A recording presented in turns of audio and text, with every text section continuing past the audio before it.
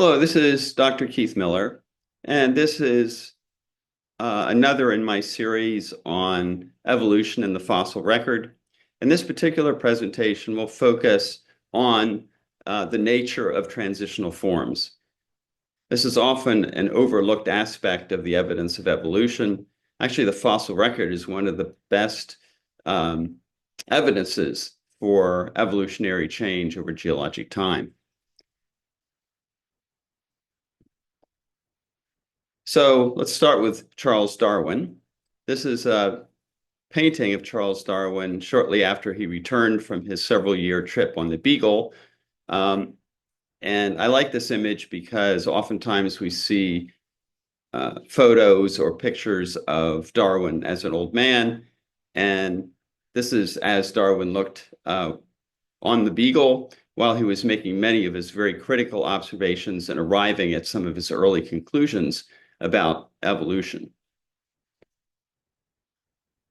And this is one of the most important conclusions that appears in The Origin of Species, his major tome after returning from the trip on the Beagle. And what this is, it's a tree of life. And what you see is it's a branching pattern, an upward branching pattern. And each of these lines would represent a given lineage, a related group of animals or organisms.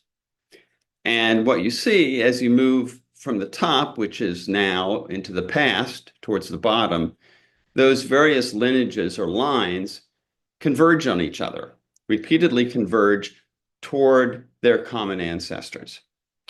And this is a very important insight for Darwin. And because it moved people away from this linear ladder-like view of life, in which all the organisms were in a single line of ancestry and descent. So what we'll see from the fossil record is how these patterns look in the fossil record. Well, how complete is a fossil record? What is the fossil? How well can we expect the fossil record to reflect this branching pattern of evolution? Well, here are some important things to keep in mind. Soft tissues have very little chance of preservation, which obviously means if you're dealing with completely soft-bodied organisms, they're extraordinarily rare in the fossil record. They may occur abundantly in just certain layers or horizons or strata, but overall, we should only expect a very small sampling of past life that didn't have skeletons or shells. And even skeletal hard parts are rapidly destroyed by chemical and physical processes, which means even skeletonized organisms, we're only going to see a very small percentage of those that actually lived.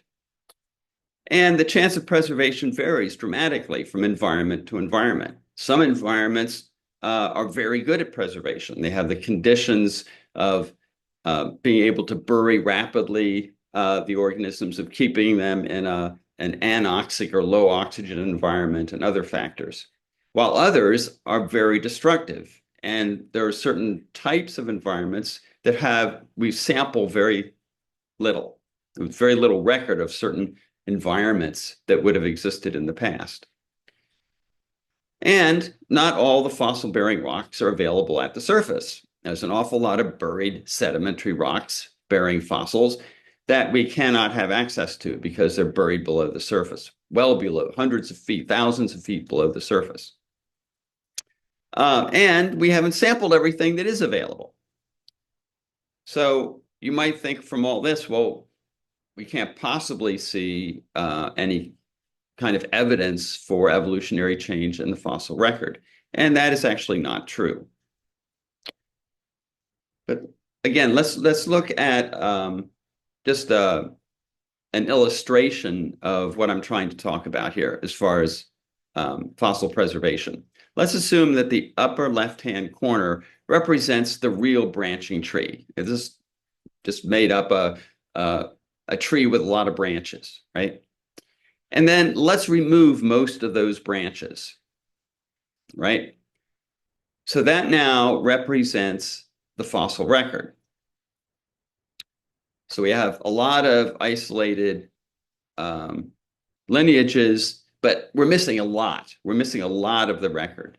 And there's some parts of the record that we have a really good record of, because we just happen to have a really good environment for preservation. We found a good location. But for the most part, it's going to be missing a lot of what was actually there in the past. And then what we do is we take that evidence and use it to reconstruct the tree. So that's what's at the bottom. So now we do our best to understand the relationships between these based on their anatomy, and now we can use DNA as well to determine relative relatedness, and on that basis draw connections between what we have. And if you compare the diagram on the bottom with the one in the upper left-hand corner, you'll see that they reflect somewhat the general pattern of the fossil record. There's stuff that's missing. Some of the connections are incorrect, but the general patterns are still there. There's enough of the fossil record to reconstruct the general shape of the tree, even if we miss a lot of the details. So what should we expect from the fossil record? Loss of much of the fine detail of evolutionary change, but a good record of major evolutionary patterns, a general broad pattern of the tree. And we might actually have examples of some very important transitions in the history of life with a fair amount of detail. So what are transitional forms? Well, again, we'll go back to Charles Darwin and use his definition. And this is a quote from Origin of Species. "I have found it difficult when looking at two species to avoid picturing to myself forms directly intermediate between them. But this is a wholly false view. We should always look for forms intermediate between each species and a common but unknown progenitor. And the progenitor will generally have differed in some respects from all of its modified descendants." So let me go through an example. So here we have a sperm whale skeleton at the top and a hippo skeleton at the bottom, a modern hippo. Now, it turns out that from DNA evidence, the closest living relative to whales, to the whole group of whales, closest living vertebrate to whales are hippos. Now, you might say that's patently ridiculous. Well, we'll see. But what Darwin is saying is our mind wants us to say, oh, if we're going to have a transitional form, an intermediate form, it has to be halfway between a whale and a hippo. And we can't imagine such a thing. Try to imagine something, you get something that looks ridiculous, right? That's not what we expect from the fossil record. That's not what evolution would predict. What evolution would predict is we move from the whale lineages, from modern whales, and we go back in time and look at whale fossils further and further and further and further back in time. And we look at hippos, and we look at hippo fossils, members of the hippopotamus family, and go back in time, further and further back. And as we go back, those two groups should start looking more and more like each other. Okay? That's what we're predicting. What we're not predicting is trying to find whippos. In other words, something between a whale and a hippo. We're not searching for whippos. We're searching for the lineages, fossil lineages of the two groups, going back in time and see if they converge with each other. So transitional forms possess anatomical features intermediate between more primitive and more derived species within the same branch of the tree of life. In other words, it's intermediate between those living now and those organisms, those relatives living in the past. It's not intermediate between organisms that are living at the same time. And the fossil species should become closer in anatomy to other closely related species as we move back in time toward their common ancestors. So let's use the hippo example. Um, so there's a hippo at the top, modern hippo. In um, in the middle there is um, something called Elomeryx, which is a early hippo relative. And at the bottom, we have something that's called Diacodexis, which is an early artiodactyl. The artiodactyls are the even-toed ungulates, right? So we looking at fossils that are within the hippo relative groups going back to earlier artiodactyls, and there are a lot of specimens. These are just picked a few. And let's see what the pattern is. Then we do the same thing for whales. Well, it turns out that in relatively recent time, there has been an explosion in the discovery of walking whales. That is, whales with limbs. And as we go back in time, the most ancient of these, the earliest appearing of the whale group, is something called Pakicetus, which is at the bottom of that diagram. And Pakicetus was a fully terrestrial artiodactyl. And yet its skulls has features that indicate that it's relative of the whales, and other features that indicate that it's an artiodactyl, that is a even-toed ungulate.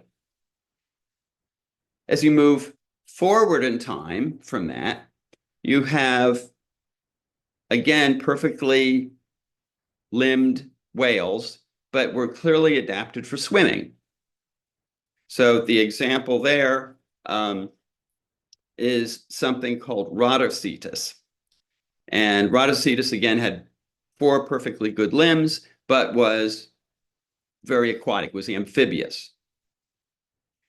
And then we move up to the next one, which is Zygorrhiza, and now it only has a remnant of the back legs, and it's now fully terrestrial. It's not amphibious anymore. And then finally up to modern whales. We'll look at whales more in more detail in a minute. So again, what the patterns that we see is convergence of anatomy toward their common ancestors. In other words, the oldest representative of the whales and the oldest representative of the hippos actually look very much alike and have a lot of features in common.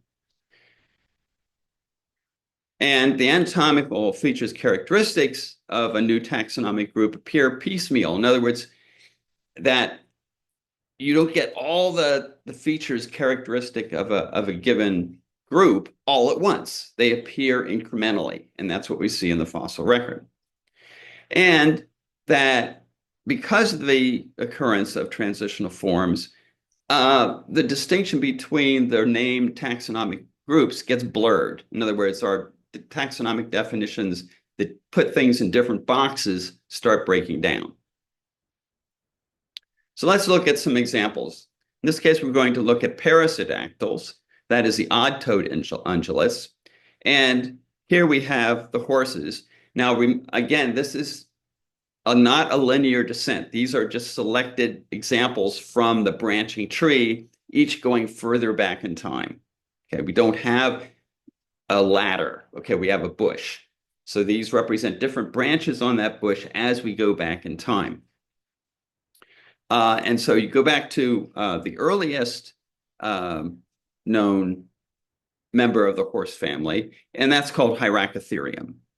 And that's the skeleton of the skull at the bottom of this image. And also, as you go back, you change many aspects of their anatomy, which I'm not going to go into in detail. One of the important ones is their limbs. They start out as 3-toed, and then progressively those toes are lost, and modern parasidactyls, modern horses, have a single toe, single-hoofed toe. Here's an extinct group of parasidactyls called brontotheres. And at the top of that diagram, is one of the last appearing members of the Brontotherian group. And then on the right side are the skulls. And then as you go back, this is going back in time, doing different branches of the bush of Brontotheres back in time to the earliest appearing Brontothere. And the earliest appearing Brontothere is Eotitanops. That's the one at the very bottom. Now, let's look at some others. These aren't all the different groups of parasidactyls. There's some that are missing, like Chalicotheres, which is another extinct group of parasidactyls. But here are 4 major groups of the parasidactyls. On the left, we have Brontotheres, rhinos, tapirs, and then horses. Okay, we've also already looked at Brontotheres and horses. And rhinos and tapirs, all the ones on the left are either living members of those groups, or in the case of Brontotheres, the most recent of that extinct group. And then on the right side are the skulls of the earliest members of those groups. And what you immediately see is they're very difficult to tell apart. In other words, there is a convergence between the various members of the parasidactyl groups, which we would argue then are a closely related group. And as you go back further and further in time, they converge in appearance.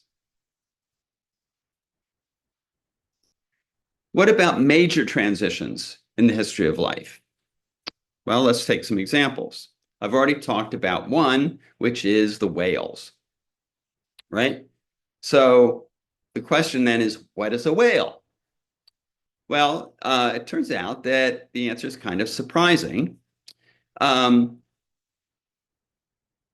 When they determined by DNA that whales are most closely related to hippos. Hippos are artiodactyls, right? And artiodactyls are characterized by certain skeletal features, one of the most important being an ankle joint, which is unique to that group. And the oldest whale is Pakicetus, which is at the bottom. Okay, that's the 4-legged terrestrial, although it was probably hunted in the water, but it was fully terrestrial. And it is an artiodactyl. It has artiodactyl limbs, which is just what the DNA evidence would suggest. And then as you move more recent in time, there's a progressive change from a fully terrestrial animal to a fully obligate marine animal. So let's look at that in a little more detail. There's something like 20 or more genera of walking whales, of fossil whales within the whale lineage. And here are some of the main ones. So we've already looked at Pakicetus, Rhodocetus is another one of ones. Zygorrhiza is another one illustrated in that previous diagram. And what this looks at is their anatomy. Changes in their anatomy, particularly related to their locomotion. So Pakicetus, as I said, was a fully terrestrial animal. Ambulocetus, which is still a very primitive whale, shows more adaptations to an aquatic life, but still fully capable of being on land. Then we had Remingtonocetus and Rhodocetus. So what's happening now is that it's changing their locomotion from limb motion to using their limbs to swim. So the limbs are being adapted for swimming.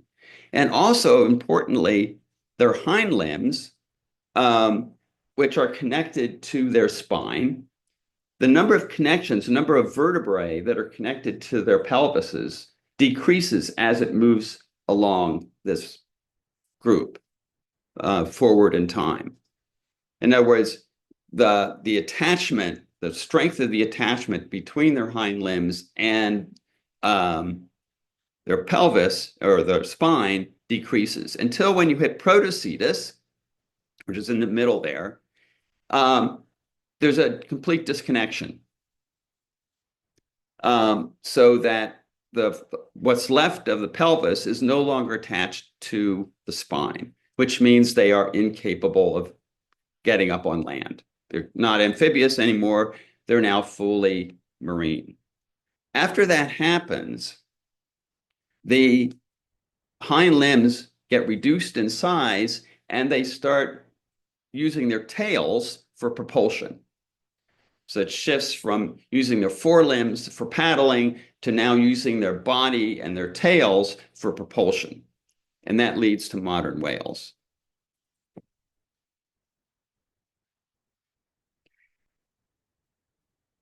Even more interesting, this shows their appearance of those groups in time. So not only do we see this anatomical trend from fully terrestrial to fully aquatic, fully marine, but those different genera of fossil whales appear in the correct order in the fossil record. In other words, the more aquatically adapted whales appear later in the fossil record. Very remarkable. Also, interestingly, until the appearance of protocetus, the whales were all located in India and Pakistan. That's where they apparently evolved. That's where the earliest whales, the terrestrial whale fossils occur. And it's not until protocetus and the subsequent groups that you see them worldwide. Why is that? Well, now they're fully aquatic and they can swim. They can swim across the oceans and be found as fossils on other continents. In fact, protocetus is found in Egypt. So there's a remarkable confluence of different types of evidence, all giving the same story. Well, here's another group that went from terrestrial to fully aquatic, and this is a dugong. And dugongs, which is skeleton, is at the bottom, modern dugongs. Only recently was a walking dugong found, which is at the top of the image. It's called Sirena.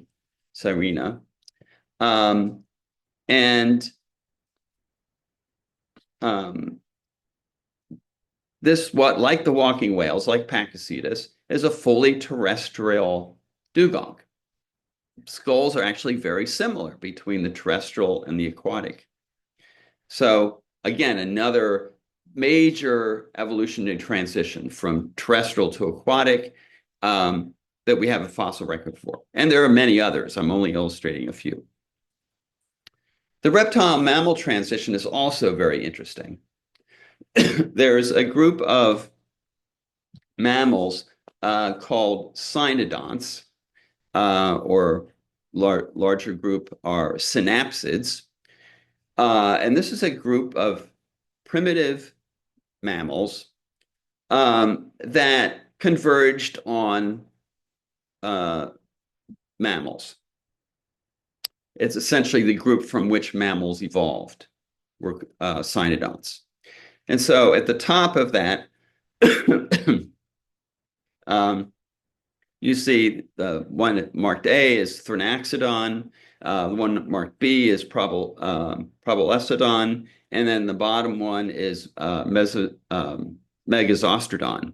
These are just a few. Again, there are many, many species of and genera of these mammal-like reptiles, again called cynodonts. So let's take a closer look at this group. Here is just their skulls, okay? And they're going forward in time.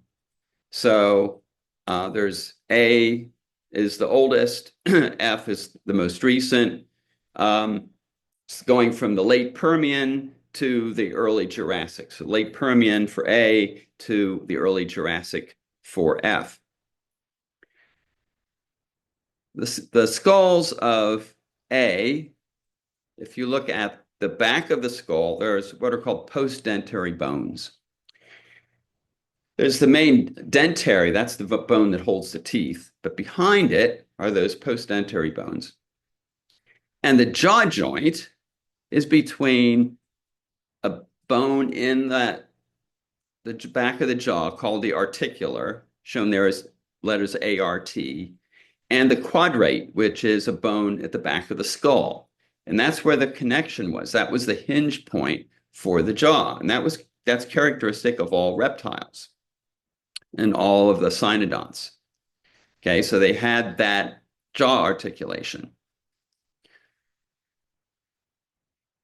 On the other hand, if you look at D and also at F, you still have those postdentary bones, but they're much smaller. The dentary is getting larger, the postdentary bones are getting smaller and smaller, and the hinge point has shifted.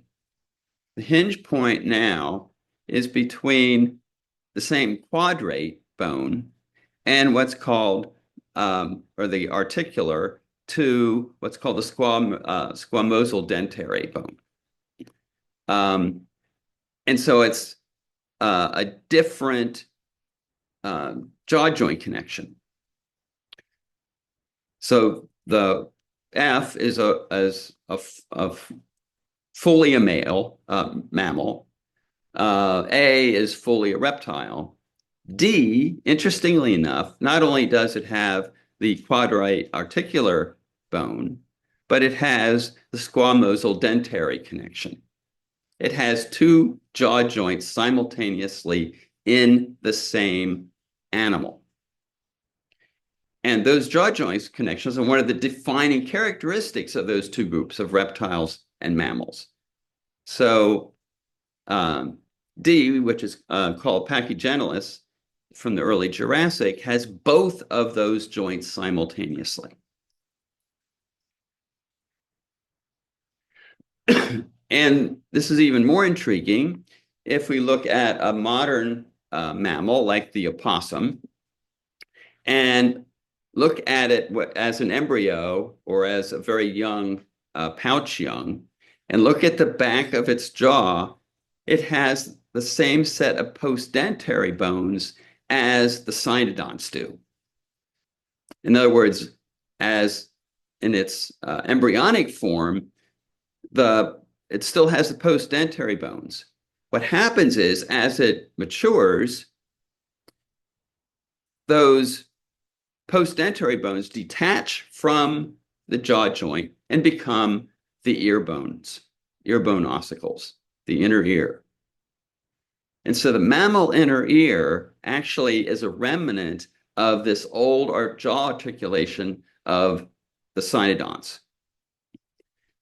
So again, the 3 is what the shape of the middle ear is in an opossum, and 2 is the postdentary bones in a cynodont, and they're exactly the same relationships to each other. Those bones match one for one. So our middle ear is a remnant reptile jaw joint.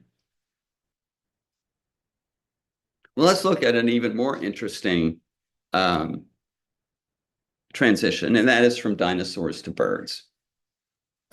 The top illustration there is of Archaeopteryx. And this is maybe an unfamiliar skeletal reconstruction of Archaeopteryx in kind of a running pose. And at the bottom is Velociraptor in the same pose. And it turns out that Archaeopteryx skeleton is much, much more like a dinosaur than it is, or much, much more like what are called maniraptoran dinosaurs than it is to modern birds. And we now have a very large number of fossils that are transitional between maniraptoran dinosaurs and modern birds. This is just a example of the number of these transitional maniraptoran dinosaurs. um, and and what's interesting, the very top of that diagram are the birds. But it turns out that many of these maniraptoran dinosaurs, probably most of these maniraptoran dinosaurs, had feathers of some sort. So feathers are not unique to modern birds. Maniraptoran dinosaurs also had feathers. And it's interesting that a paper was published that proposed a model for feather evolution. And this occurred before the vast majority of these new fossil specimens had been found. And it argued that from looking at embryology of modern birds and how feathers develop in modern birds, that feathers started out by like a single fiber, like a single hair. And then those became bunched. So you'd have like a bunch of those filaments attached at the base. Then you would have what's called a rachis, a central rachis, from which the barbs, what are called in feathers, are attached. And then finally, you have that same situation in which the barbs have barbules. And those barbules are what attach the elements of the feather together to make a rigid aerodynamic surface. Well, it turns out that we can find all of those different stages in the development of feathers in the fossil record that were proposed by this evolutionary model. So again, first are hollow filaments. This is Sinosauropteryx. And Sinosauropteryx this is one of the first spectacular fossils coming out of China. Its body was covered in these fine hollow filaments, which is the first stage in feather development that had been proposed. Then here's this dromaeosaur, Sinornithosaurus, and it now had branched filaments. It had both clustered branch filaments and those with a central rachis with those branch filaments coming off.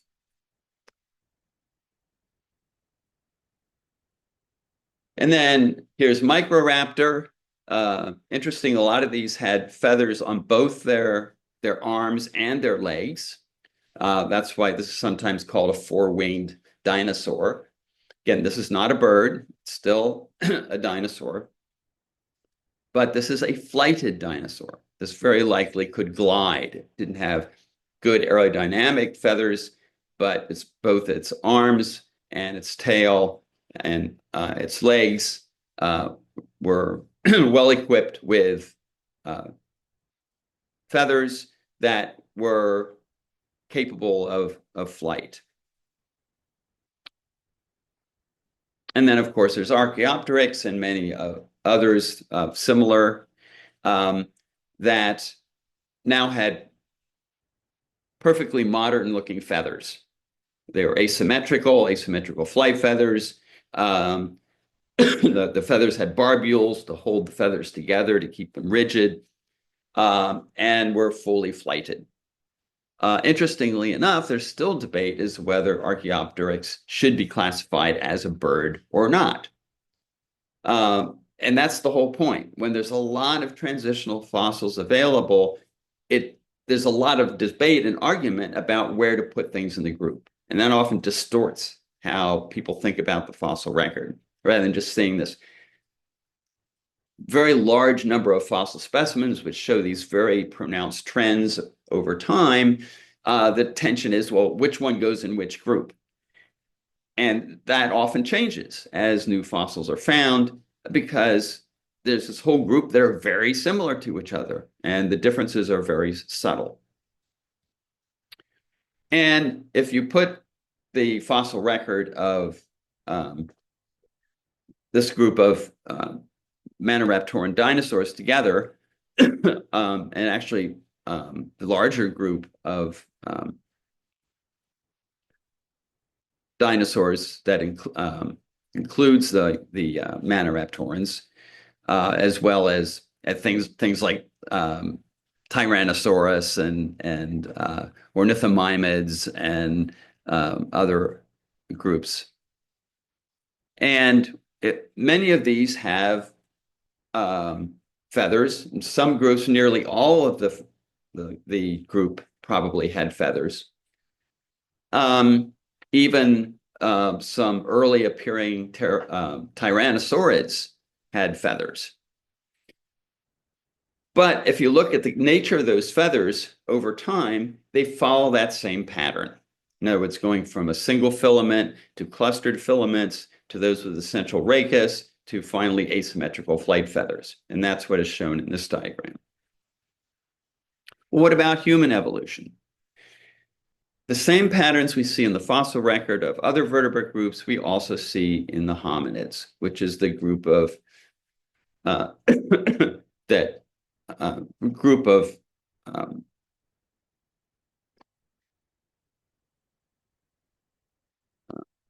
apes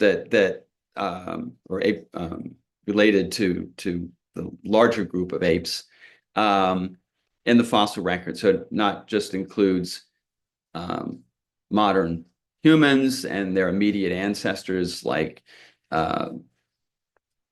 Neanderthals and Cro-Magnon man and so forth that were had some culture, they had tool use, they had other behavioral aspects similar to humans, but going all the way back to very ape-like members of the group. So this is there's two prominent lineages within the human family tree. And this one is the one that ends in modern humans and goes back to something called Australopithecus afarensis, which is at the bottom, which had a very ape-like face and had very heavy, strong jaws and very protruding jaws, a relatively small cranium. Moving through these other groups of Australopithecines, so Australopithecus africanus, Setiba, which is a relatively recent one, and then into the group of Homo, our genus, beginning with Homo habilis and then going through several groups and terminating at the present in modern humans. But we can also look at the other major branch of the hominids, again, beginning with Australopithecus afarensis at the bottom. And these are sometimes called the robust hominids. That is, they're the ones who have big faces, very strong jaws, very large teeth, very muscular jaws, huge jaw muscles, very powerful jaw muscles, and a cranium, a skull, which didn't increase much in size over time. But both of these groups, as you go back in time toward afarensis, converge on afarensis in appearance. And this is a phylogenetic diagram showing those groups and their relationships. So the green is the Homo line. And again, the vertical is time. So we're looking at which groups were present at what time. And the red are those robust groups of hominids called first Australopithecines and then Paranthropus. That's what the P stands for. Paranthropus are those robust, they believe that they probably they have a very coarse diet. They may have eaten a lot of nuts and vegetation. So they have very strong, powerful jaws with big molars, converging back on Australopithecus afarensis, like we've mentioned. And then there are some others that precede afarensis that are even more primitive and more ape-like in their characteristics. So again, their fossil appearance in time is consistent with the change in anatomy. This is a really neat diagram. This just looks at the cranial capacity of all these different specimens. Nick Maskey took from the literature all the records of cranial capacity in all the hominid skull fossils that he could find and track down, and then just plot them, cranial capacity on the left, and then their age, what age those specimens were, and came up with this beautiful illustration showing the change in cranial capacity towards modern humans, which are the two bars on the far right. And so you see a very continuing, you can even see the branching point between the paranthropids, which are the red triangles at the bottom, and the green, which are the early Homo fossils. You can see that branching right there. It's just like looking at one of Darwin's branching diagrams. And that showing the intermediate characteristic of all these various fossil specimens that we have. So in summary, Darwin's Tree of Life made several predictions of the fossil record. And a lot of those predictions have proven out. And despite its limitations, the fossil record actually preserves a lot of those large-scale patterns, and even some of the more fine-scale details. And there are lots and lots of transitional forms. And the observed patterns that we see from those fossil specimens are fully consistent with common descent and the Tree of Life. So if you're interested in more reading of mine, there's two books that you can find. One's called Perspectives on Evolving Creation, which is an edited volume. So there's a number of editors contributed to that particular volume. And the other is Readings on Evolution and the Nature of Science, One Christian's Perspective. And that is a compendium of many of the articles that I have published over my career dealing with the fossil record and evolutionary patterns. And also, to remind you, this is one of 4 videos that I have looking at evolution in the fossil record. So if you haven't viewed any of those, please do on my YouTube channel. And that'll maybe answer a lot of your remaining questions.